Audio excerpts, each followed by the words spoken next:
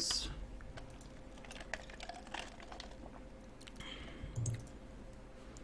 Same time, I'm going to go to the activity. Oh, wait. This is live. Hey, we're live. Hey, it worked. Oh, thank God. All right. Thank God. All right. So, take two of this. Or maybe take three. I don't know. Take 50. What does it matter at this point?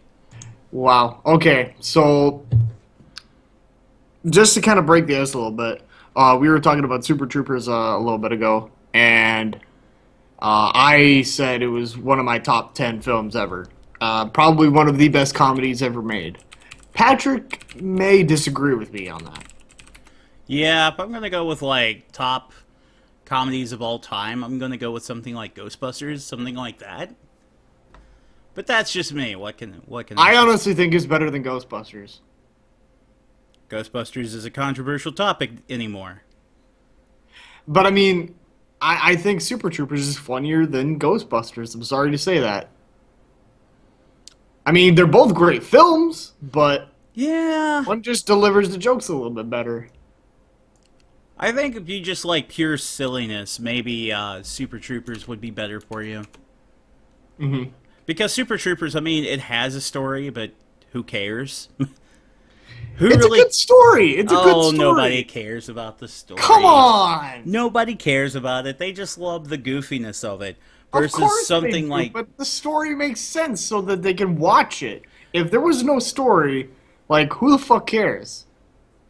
most people care about the quotable lines. Yeah, obviously, but you know, there's supposed to be progression in the movie. It can't just all be quotes and one-liners. Otherwise, Don't challenge Hollywood, first and foremost. well, 'Cause that's the what next Adam thing you know- Sandler's trying to make a career out of, is just Oh trying to my make one-liners. god, because next thing you know, you're going to get exactly that, and then we're all going to be sad. But, I don't know, I just like If the story Super of Troopers Ghostbusters. 2, if Super Troopers 2 is just quotable lines and, you know, just quotes and there's no story whatsoever, it's not going to live up. Super Troopers 2, directed and written by Adam Sandler. No. God, no. Thank God Jay Chandrasekhar is fucking directing this film. It would be a nightmare. I don't like Adam Sandler. Well, yeah, it is. He had his better moments. And So, his better... anybody who's tuning into this right before we kick off, and they're like, "Why are you trashing Adam Sandler?" Because I don't think he's very funny. And neither are we, as this is Super Reset Brothers for, let's see, June the 9th of 2016. I'm Tanner Larson, and with me is Patrick Breeden, who does not like Adam Sandler very much. No, Not at all? no, Not even back in the no, day? no. Really? I liked some of the stuff he did in the '90s. Some Like of it, Billy Madison and Happy Gilmore? yeah, pretty much those two. And then like everything he's done since has just been like it's been pretty bad. I think his last best movie was Mr. Deeds. Didn't even see it. I would recommend it. I would recommend Mr. Deeds. But in terms of movies, since we're going into that really quick, right before we came on the show here, I decided to do myself a severe disservice because I like to watch really bad horror films. I watched Unfriended, Oh my and God, why? Why? I want to buy that movie a dialogue. If I'm on Wheel of Fortune, can I buy that movie a dialogue? It was the biggest pile You can of buy garbage. any value you want, and it's not going to be a better movie. Yeah, I Like, don't want to okay. buy it a vow. I want to buy it a full dialogue. This movie has so few speaking parts, so few anything parts, that I'm not even sure if it qualifies as a movie. I don't Here's- know what is going on with this thing. Here's what I think about Unfriended: is if I get what they were trying to do. The trailer looked really good for Unfriended. However, that's all it has going for it, as it's supposed to be just like the Skype horror film or something like that. But if it could still be centered around Skype and all that. However, if the characters were to like go outside or like meet like in person at a time, instead of just being on Skype all the time. Like, I just don't get why they have to be on the computer all the time for this horror story. It Yeah, makes that's zero that's another sense. thing that boggled my mind, and I know why they did it. I know why the cheap bastards did it because they didn't have to spend that much on sets. Well, obviously, The but cheap it doesn't work bastards. that way. It's It doesn't so work. bad. But the Warcraft movie is gonna be tons better. Yeah, yeah, I'm we very are excited not. for this movie. Let me go ahead and clear this up. We are not talking about this to build up to the Warcraft movie, which I assumed that that Miguel there assumed we were. No, No, no, we're no, no. talking about the worst horror film I've seen in a long time since The Human Centipede is Unfriended. Warcraft looks dope. I'm excited for that. I want to go to that, and it looks like it may be one of the. It may be the first great video game adaptation. Yeah, I'm super excited for it too. Since that's up, that's in the air. Thanks. We're talking about Warcraft now, so we'll talk Uh, about that. I so Patrick, am a huge fan. I'm going to see it this weekend. I'm going to go with our good buddy Evil Monkey, if you remember him. Did you have any fears when Warcraft was announced as for a movie adaptation? Did you have any fears Oh, I going? immediately was terrified. Can you think of a really good video game movie? I remember when Doom was made, and I thought, well, you can't screw Doom up. That's going to be great. And look at what they did. Exactly. So, okay, I love when it It's comes to probably it's probably The Rock's worst movie, and that's saying a lot. yeah, that is saying a lot. When it comes to like video game franchises, I love Warcraft, I love Halo, and I love Doom. They've already destroyed one. They've already destroyed one. I don't want to go two for three. I want this to Well, be a good do you want to movie. do you want to count Halo Forward Unto Dawn? I haven't even seen it. Okay. And it wasn't a theatrical release, so I would say I don't want to count that. It had a few release in theaters. Well, if it's limited viewing, I still don't count that because Okay. that's not going to bring in as many viewers, as many people looking at it versus like Warcraft, for example. I mean, at this point, the majority of Europe has already seen the movie. We're still waiting, So so that's that's big.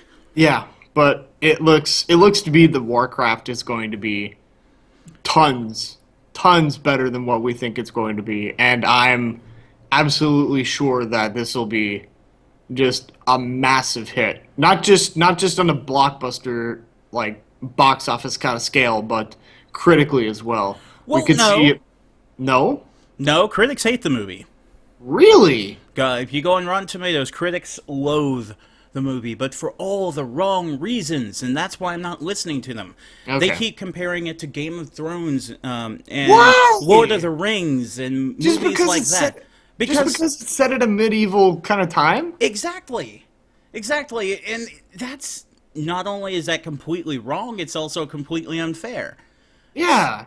So to me, the critics aren't giving it a chance, and they aren't really doing their homework before coming to see it. Because another complaint they have is in terms of like the dialogue, the story it sets forth. It's they're not fully understanding what's going on with it. And first and foremost, I can't agree with that because I haven't seen the movie.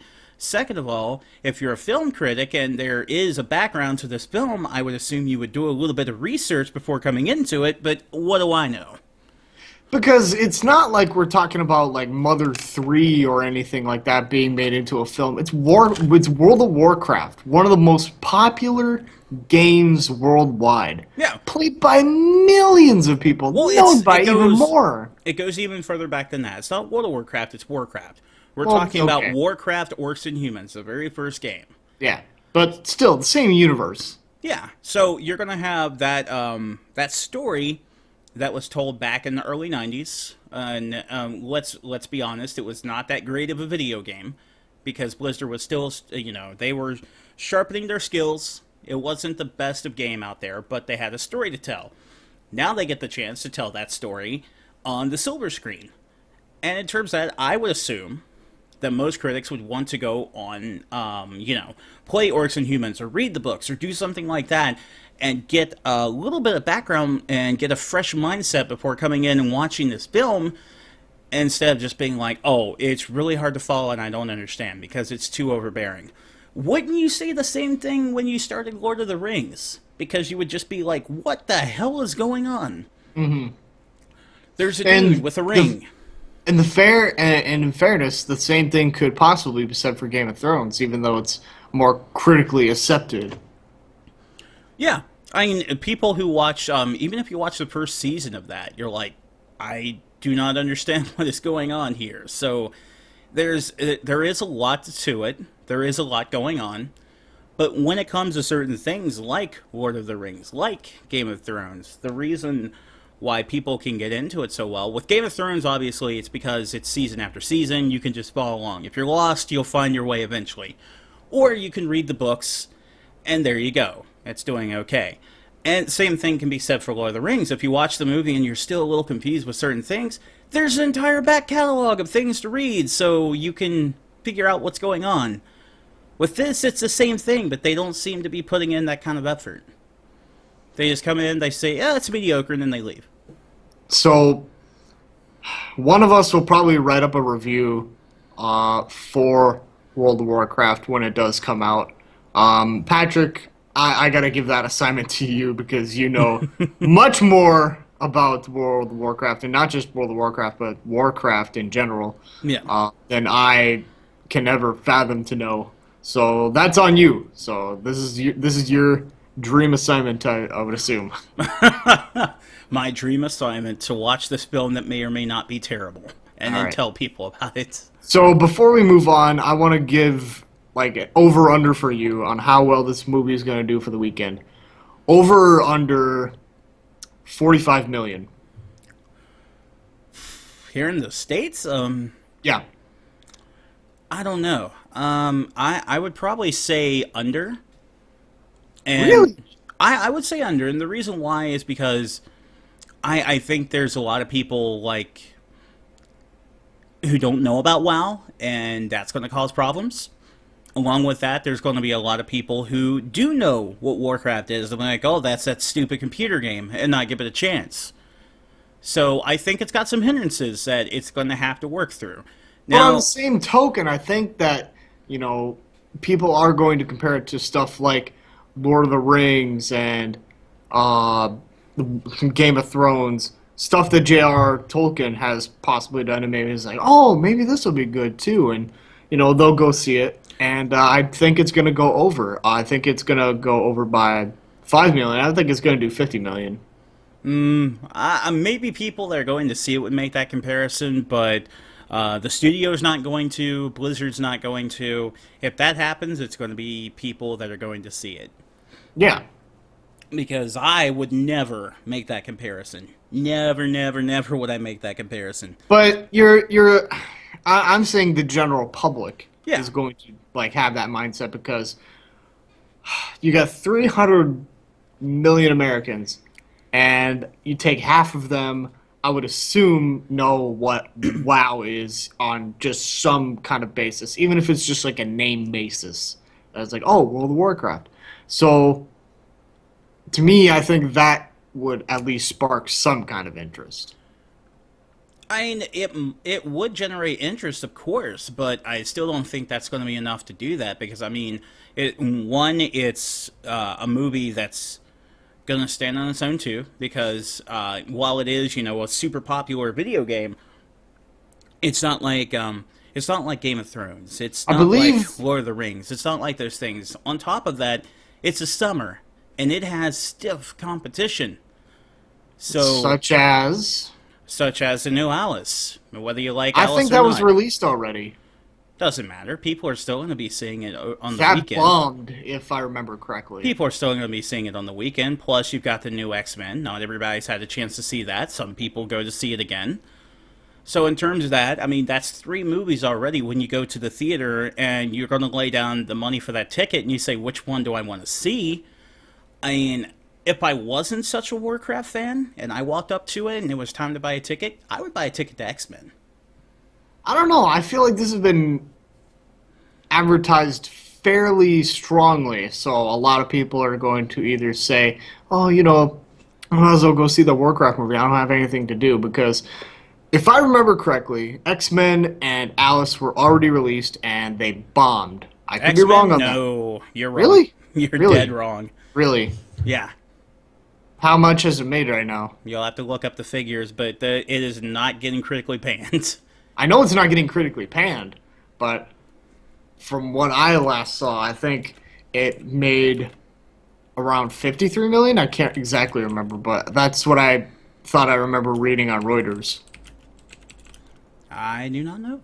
All right, We will well, find let's move on to some big announcements from us personally. If you haven't noticed, we have launched resetpress.net, and we're going to be working our hardest to deliver a lot of content to you guys on resetpress.net. And personally, I put out like the announcement blog and all that, and we put out an announcement today about the Rossetti Awards. If you haven't had a chance to read those yet, go on resetpress.net and go and read those two announcements. But I'll kind of cliff note them here on the podcast, where when I first started the reset button, I didn't even think it was going to go this far.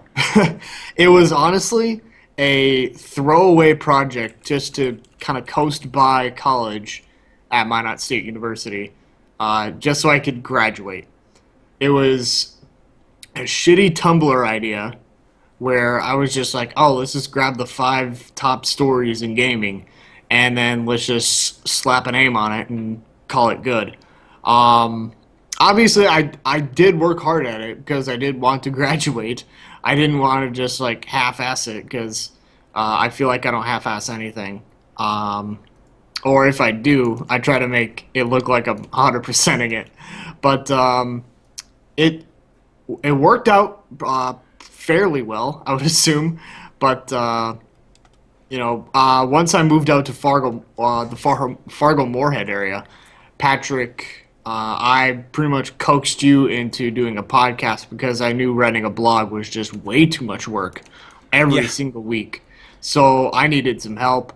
You were fairly hesitant on the idea at first. Yeah, I didn't want to do anything like that because I had tried podcasting with Dina. A lot of people know about the Codec. And I mean, the Codec, it wasn't like a bad podcast, but in terms of it, like, I always had reservations with the production quality, the amount of time I could put forth into editing the thing, different things like that. So I thought, do I really want to put myself into another weekly thing that may or may not go well? So I think what I did was I kept cattle prodding you every single week. It's like, hey, let's do this. Hey, let's do this. You pretty much came to me and said, what's the problem? I'm going to be doing the editing. Yeah. And I was like, so I seriously just have to talk. And you were yeah, like, you're just a talking head, basically. And that's pretty much what you said. You were like, yes, you just have to talk. And I'm like, I guess I can't say no to that because that's talking is not a difficult thing. So and now it's just become like a routine process for us now. Yeah, where it's like we don't know what to do if we don't do it. Yeah, I mean, we like sometimes we miss some episodes if nothing's really going on, but for the most part, it's like, or if something too big is going on, like Yeah. the Overwatch release. yeah. But I mean, usually it's like, well, do we have an excuse not to do this? I think we need to like make sure we have a real excuse. So what you're saying is that you're looking for excuses. Well, that's the way I see it because it's like, do you have a good excuse to not do the show? No, then do the damn show. Do the damn show. And that's what we do. We come on here and we talk about Super Troopers. Yeah. That's what we do. That's not bad. We talk about Super Troopers. But it's been a roller coaster for me because I've gone through good times and bad times throughout this whole process. But I look forward to many, many good times in the future. Obviously, nothing lasts forever, but I look forward to making a pretty good run with Reset Press. So, yeah, it's just been good support from a lot of people, whether we call them fans or friends or whatever the case is. Or both. Or both. But it's been it's been hard to describe in words where this journey has really taken us from the start of like 2012, 2013 to where we are now, almost going into 2017. I've been doing this for about 3 or 4 years, just this project alone. Yeah. And going back as far as Screw Attack News back in 2009, I've been Yeah. doing this for, let's say, 7, 8 years.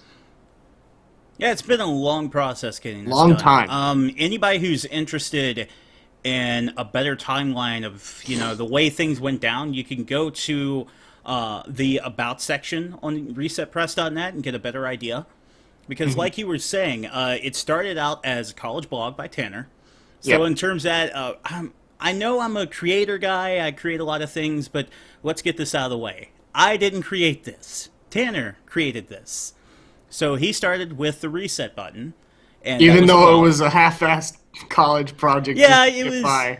It was that, and every once in a while I would do it for you, and that's when when I love doing that one that I wrote where it was about EA and Rome is burning because Oh I shit, wrote that's right. I remember that one.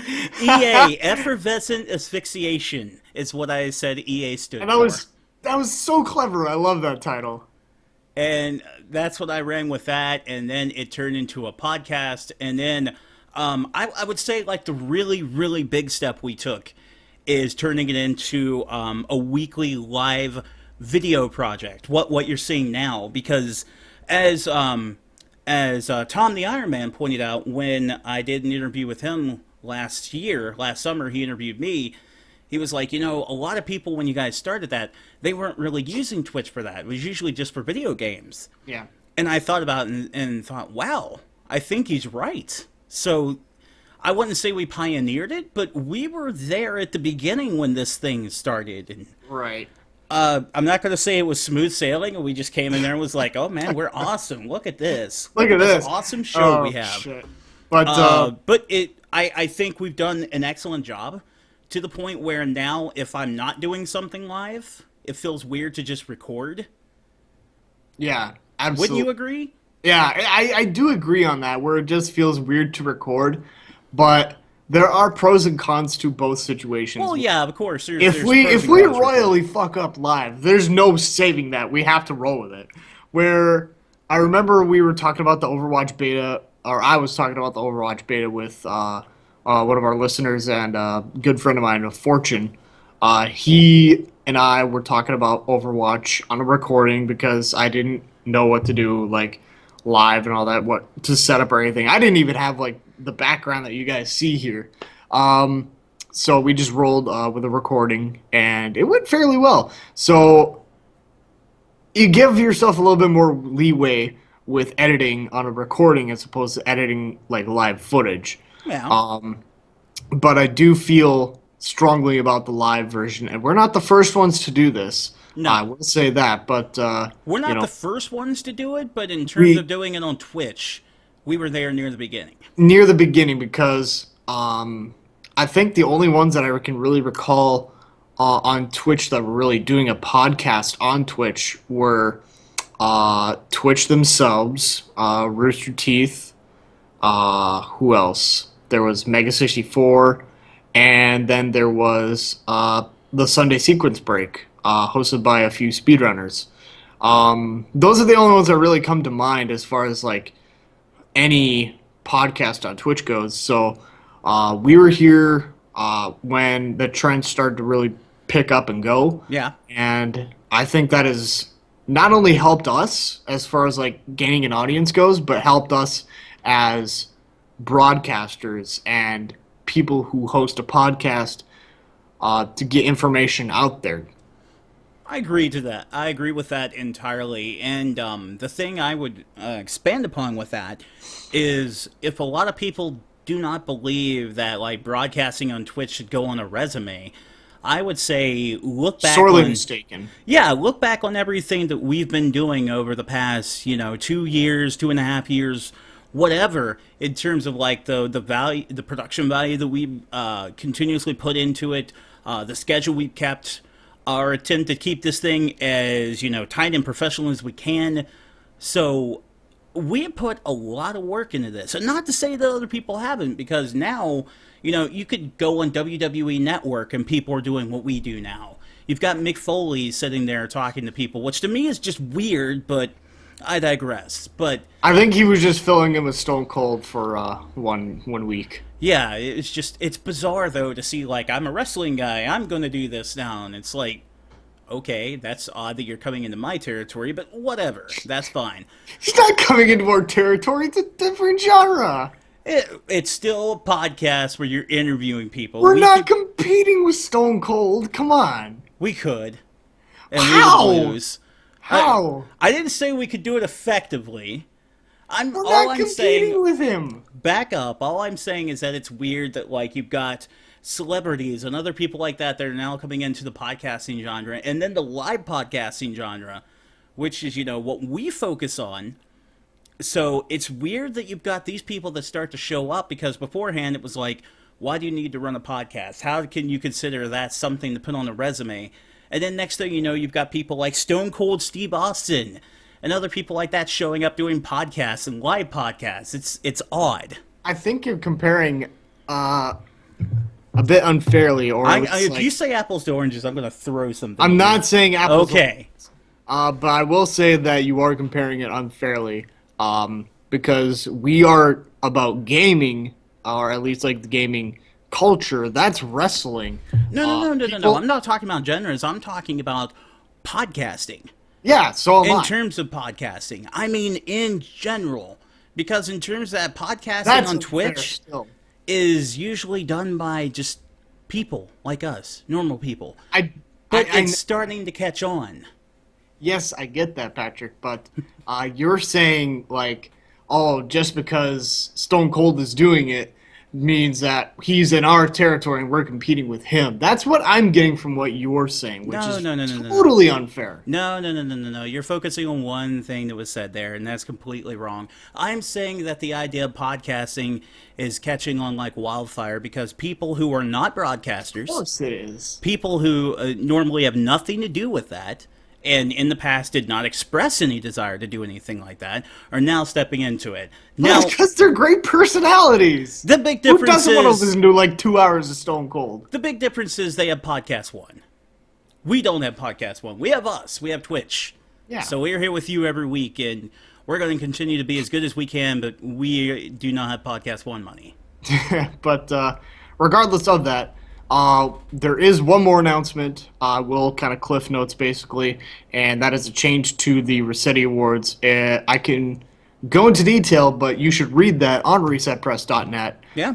It It's gives on the front more, page. Yeah, it's on the front page. You should go and read it there, because it goes more in depth than what I'm gonna say. So basically, what the Rossetti Awards were, they were, like I said, the top 5 news stories from the year, instead of just from that 1 week, where basically, like, it was just choosing 5 stories that made an impact in the year, like memorable ones.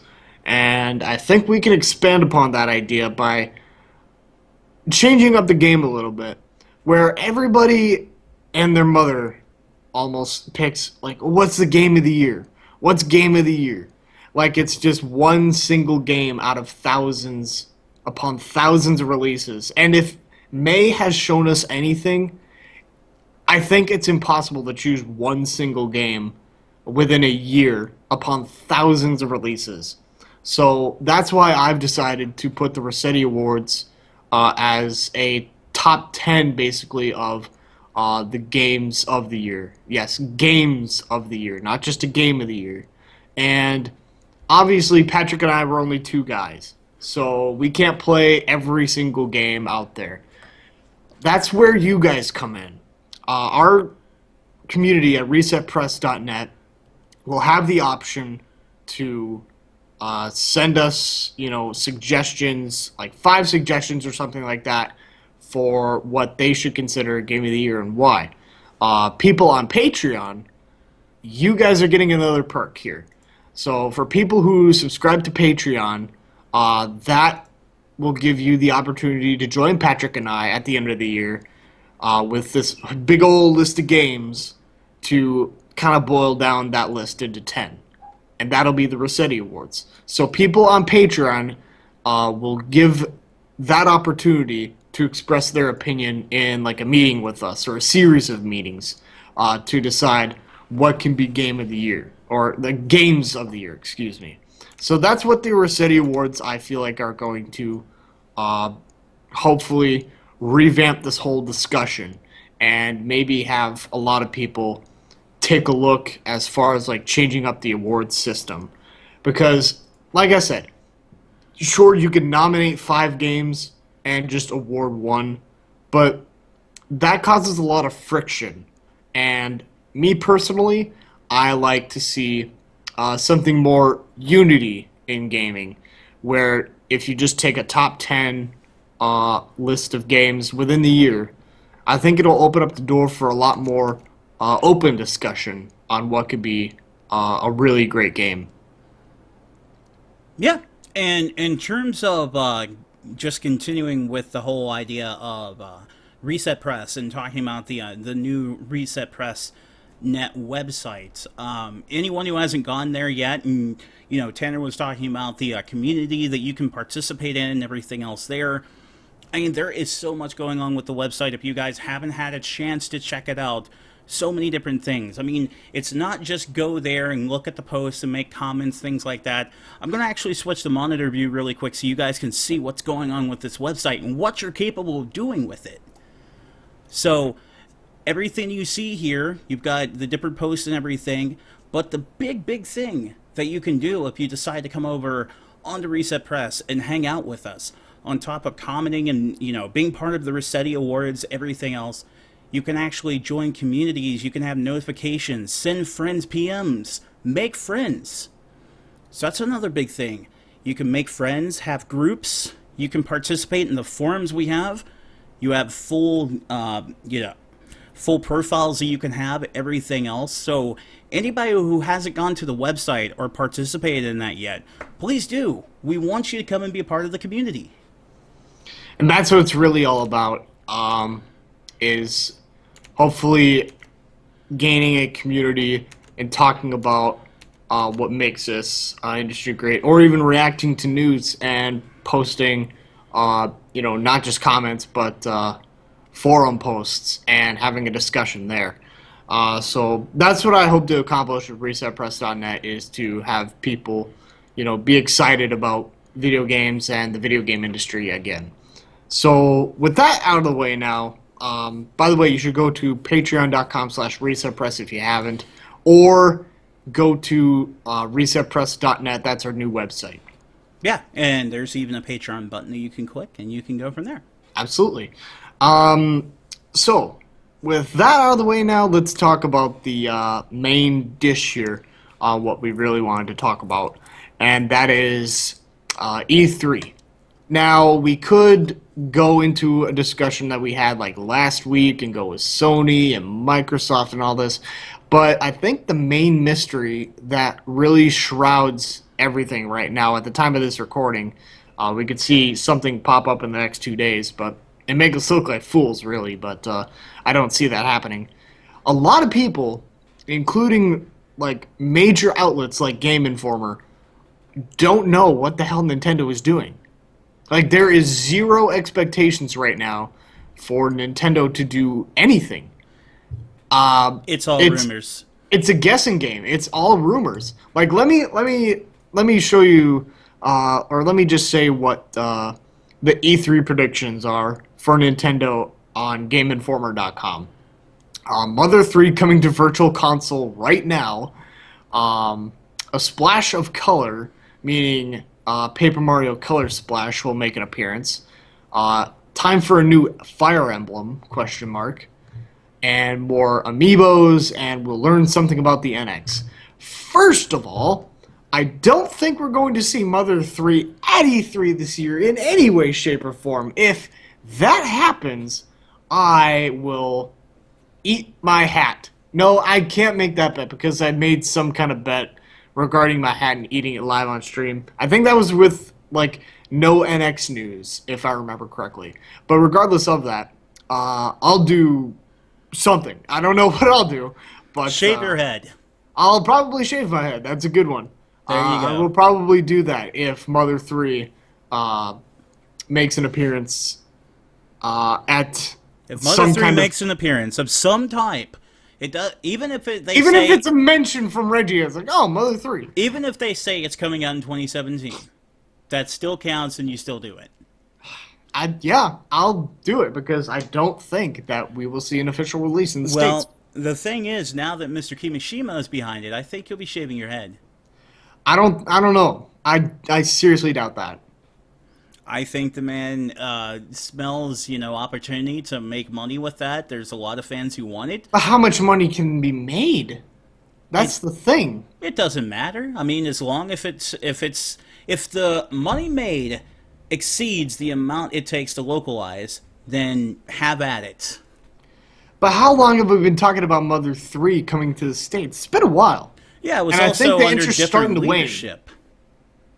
I think the interest has waned a little bit, so I don't know if we're going to see it. I will be genuinely shocked.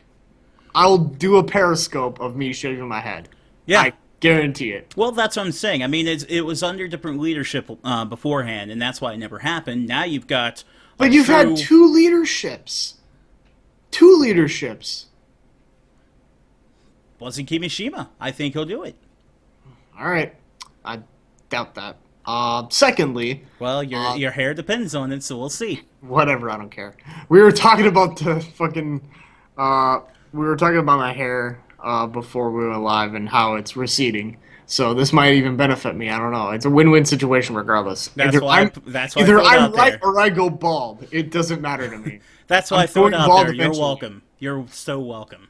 Anyway, secondly, is it time for a new Fire Emblem? Motherfucker, we had 3 Fire Emblem games.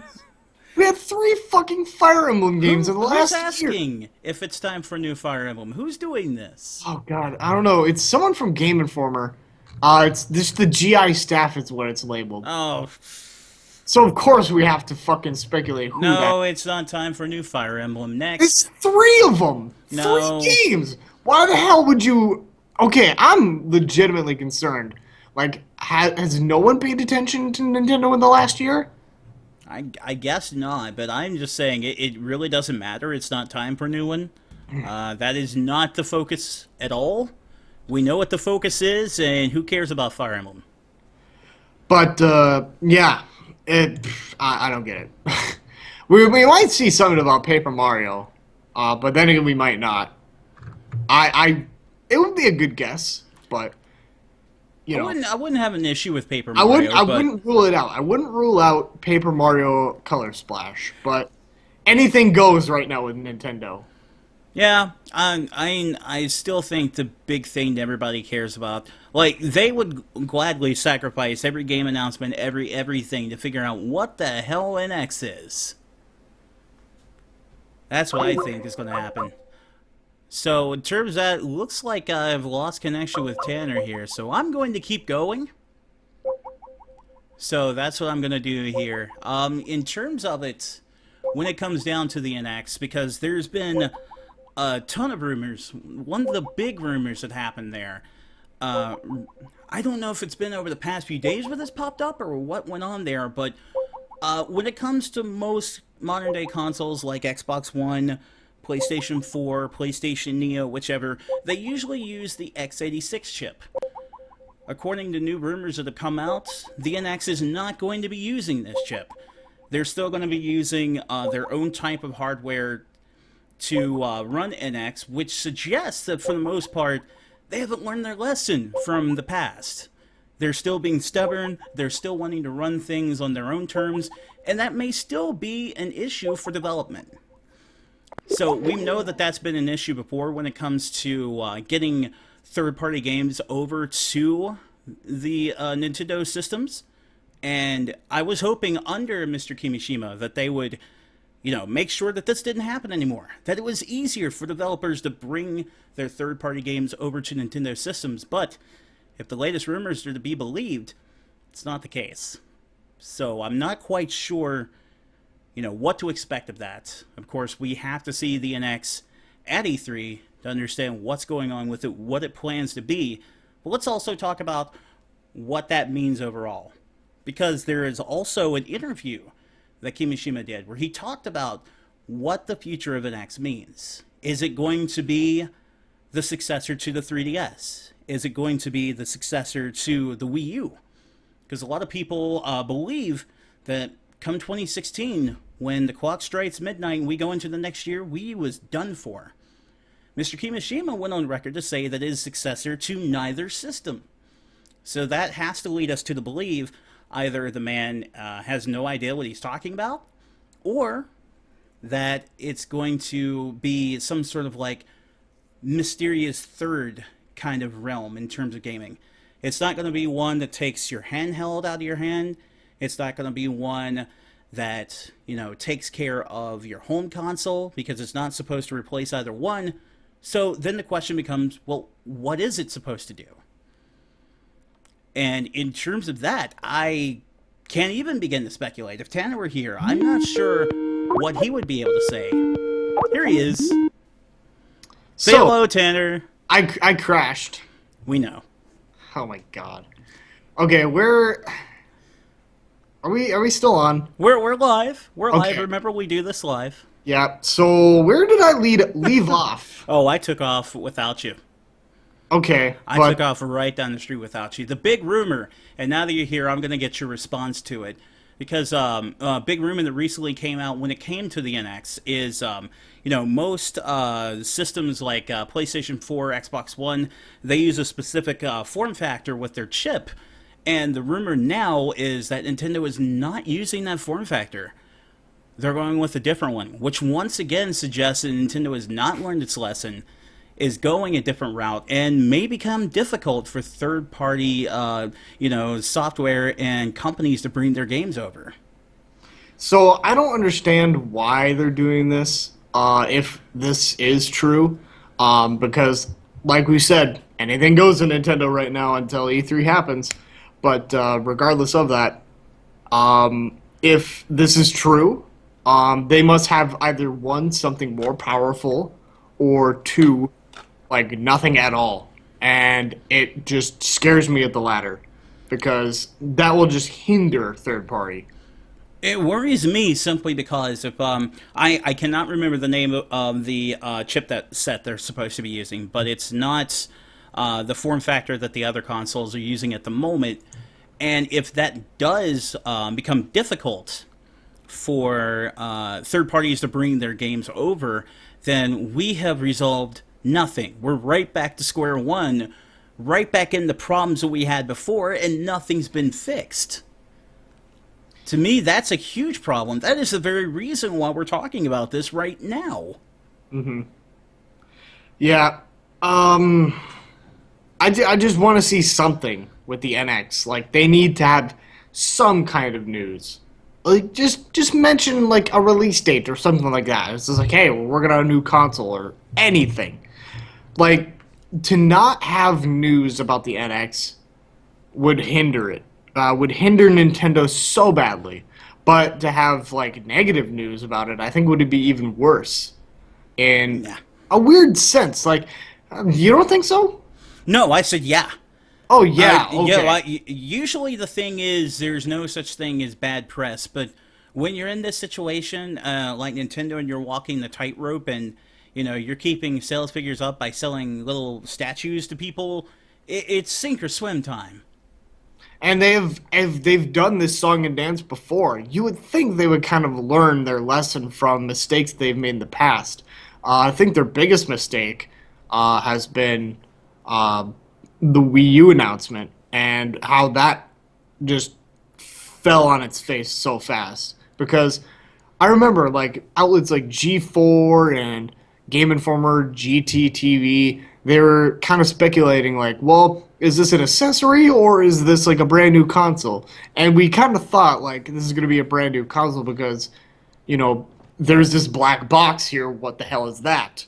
And then Reggie's like, oh, no, it's just an accessory. It's an accessory. They kept saying it was a add-on to Wii, if I remember correctly.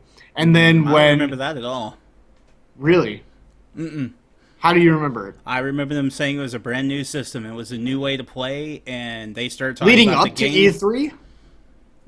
Leading up to E3, they didn't talk about anything. They just said you're going to know about the future of Nintendo come E3.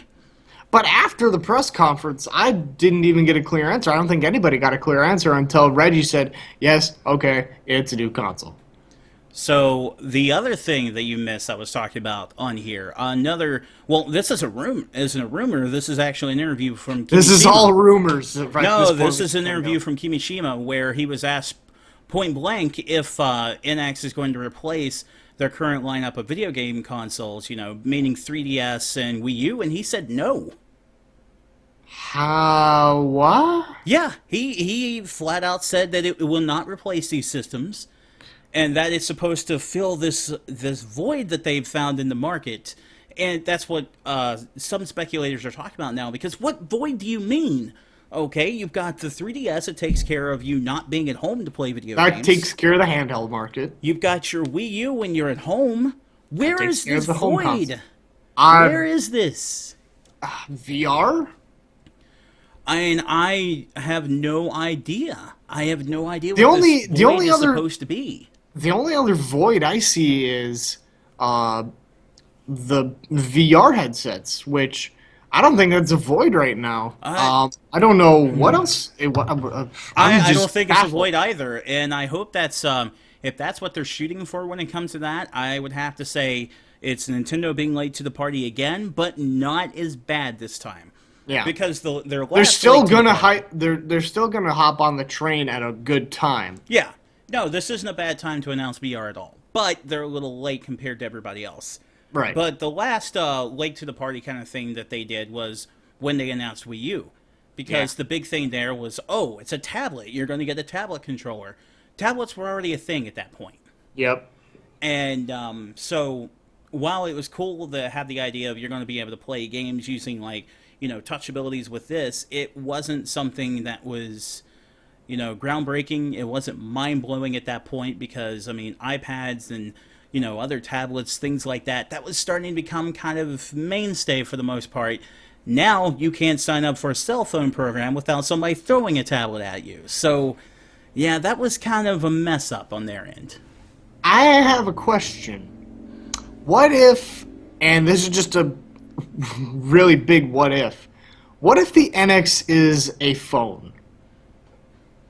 What if the NX turns out to be a cell phone that can be brought out to providers for Verizon, Sprint, AT&T.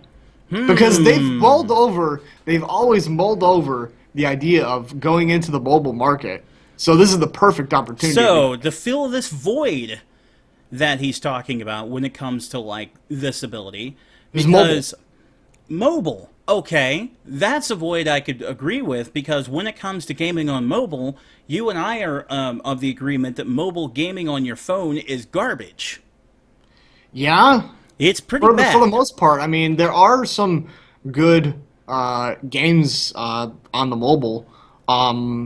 Like, for instance, like Hearthstone, but that's on both mobile and PC. It's not exclusive to mobile. No, it's not. Good mobile games are very few and far between. There's usually some gimmicky thing with them every time that ruins it for me. I don't care how good the game is. Something gimmicky is going to come along, and I'm just going to be like, well, there went that, and then I move on. So if Nintendo will bring out, say, a phone, maybe this is the void they're talking about, is mobile. They bring out a Nintendo-branded phone that will have the bells and whistles of your typical phone, but it's missing some features because it's going to bring a heavy gaming aspect into it, and you would be able to, say, play Super Mario Brothers or something like that on it. Like Pokemon Bank. Yeah, something like that, then I would be like, okay, I like the idea. I like the idea a lot, because again, I think mobile gaming is awful. I laugh every time some tech expert writes about how handheld gaming or console gaming is going to die and everybody's going to go to mobile. I have a really good laugh at that because no way. They're pulling it out of their asses. Yeah. There's just no way. I mean, you have powerhouses, like, as much as people hate to say it, Call of Duty. There are, there's Overwatch. Name any title in May Name any title in May, which is the biggest month I think we've seen in a very, very long time. Yeah. And you could say, well, there goes that argument. So, Yeah, I don't see you playing Uncharted 4 on your phone. I No, just there's don't no see that happening. there's no fucking way. Not, well, no, Doom, you could probably do that, but it would, Why would you want to? why would you want to? Overwatch on your phone, could you imagine There's that? no way, that's impossible. It's just, even if it were possible, I wouldn't want to do it. No. It sounds Because horrible. one, you would need a very good phone processor to do such a thing. Two, your battery's going to drain very fast. And that's where I think like the phones really come in handy. For everything except gaming. Like you have Spotify, you can listen to music on there. Pandora, you can listen to music. Netflix, Hulu, you can watch movies and TV and all this other great stuff. WWE Network, you can watch wrestling at any time. Sports. Sports, you got ESPN, you got Sling TV whenever that starts working properly. All sorts of things. But All sorts of things, but when it comes to gaming, it's very few and far between. And I think this is just a hunch, and I don't know if anybody's reported on this rumor yet, or at least maybe started mulling this rumor around, that the NX, if they're starting to fill this void, it may be a phone, or at least some kind of mobile app or something like that. How disappointing would that be if it was just an app? no, But I think that they've said it is a type of hardware. okay, but let's say it's a phone. Does this revolutionize, does this put Nintendo back on the map? Depends on what it can do. I suppose that's right. It's like you have to list mean, what the- to do. the hype but is let's gonna say be there. let's say for instance it compares to the Samsung Galaxy S6, not the S7, but the S6. I would say Okay. it's a very good competitor. Okay, the thing I'm wondering is okay, first and foremost, people, I don't care what it is, people are going to go out and buy it. You're going to have early adopters of any type of new tech. There's technophiles out there. If I had the money, I would be a technophile for everything, and it's going to happen.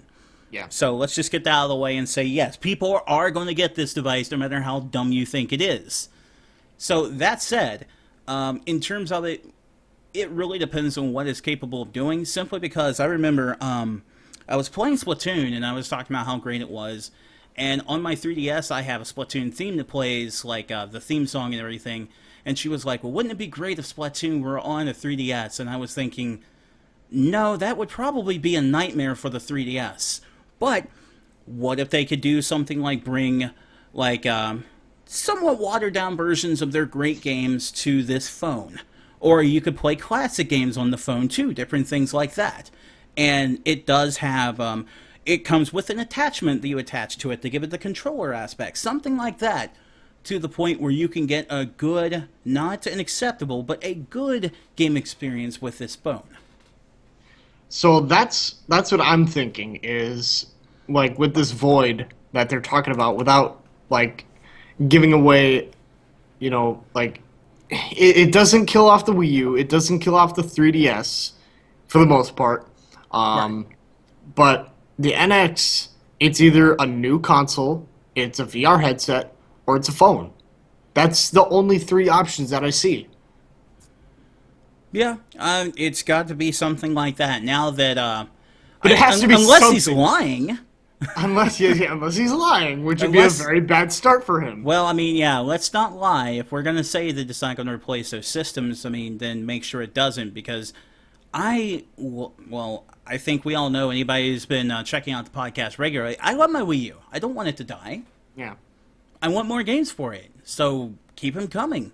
Yeah, But so- if they're going to have something like a Nintendo phone, and you want to bring that out on the market, sign me up. I'll be there. I'll probably check it out, but if it's gonna be a phone, it's gotta deliver, because the phone market is very strong. Yeah. But I see it as one of three things: home console, VR headset, or a phone. But if he's lying to us, and if it's not a replacement for the Wii U, then, like I said, it's a very shaky start for his tenure as president of that company. But regardless of all of that, we just need to hear something about the NX. Yes. Something.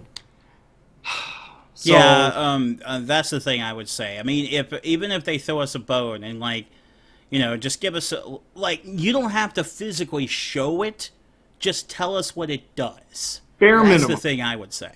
Bare minimum. You don't have to show it. If the prototype is shaky right now, it's not the end of the world. Just tell us what it does. Bare minimum needs to have some sort of NX news, and we can expect like Zelda. Yeah, That's show the us Zelda. major two things that I see. Tell us what it does. Show us Zelda. We'll be happy. All right, I think we better get on out of here. Yeah. We've been running a little long. So that's basically E3 in a nutshell. ResetPress.net, go and check it out. And we talked about Warcraft in the beginning. So very very good cast we had today. Yeah, I like it. It was very therapeutic. Let's say. very therapeutic. Even during the crash. Okay, I take that back. Because you But, crashed and I just kept going like, well, there uh, goes Tanner. Let's talk about I don't even NX. know where I left off on that. It was I that's the thing I fear the most, like in a podcast, is if my computer crashes and it's just like, well, here we go with the restart. Well, we talked about doing it live earlier and how and what that meant to us. I mean, this is one of the side effects of it, but I would still rather be live than recorded any day. Unironically, I guess it's a hard reset. Ah, So that's where we'll end on Super Reset Brothers for June the 9th of 2016. I almost said the 8th. That would have been wrong. But I'm notorious for getting dates wrong. Yes. So June the 9th of 2016, I'm Tanner Larson. I am Patrick Breeden. And we'll see you guys possibly next week, if not the week after, for E3. All right, later, guys.